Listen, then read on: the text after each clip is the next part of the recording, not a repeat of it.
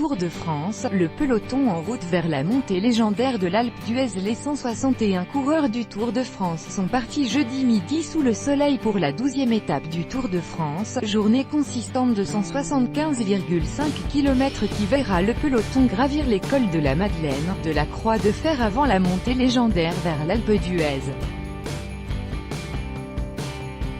Ce sont des classiques, souligne le directeur de course Thierry Gouvenou, à chaque fois, des efforts de longue haleine, des cols de grande dimension jusqu'à la montée finale des 21 virages pour rejoindre la station de Loizan.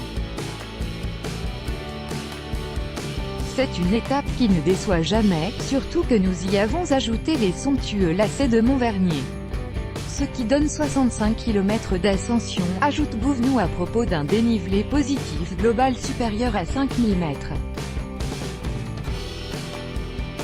Après l'indigeste Madeleine, 25,3 km à 6,2%, et Montvernier, l'interminable Croix de Fer, 29 km à 5,2%, amène à la vallée de la Romanche et Bourdoisan, pied de l'ascension terminale jusqu'à l'altitude de 1850 mètres. L'Alpe d'Huez, où le Tour revient après 3 ans d'absence, présente une pente moyenne de 8,1% sur les 13,8 km d'une montée devenue mythique. Par la grâce d'un cadre faisant office de stade naturel et d'une popularité jamais démentie auprès du public, notamment néerlandais.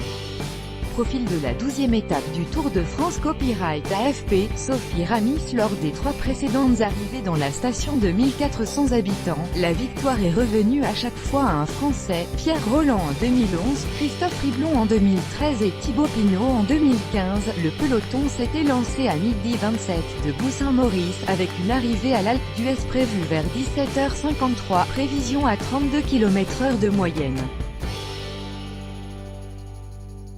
Tout droit de reproduction et de représentation réservé. Copyright 2018, Agence France Presse.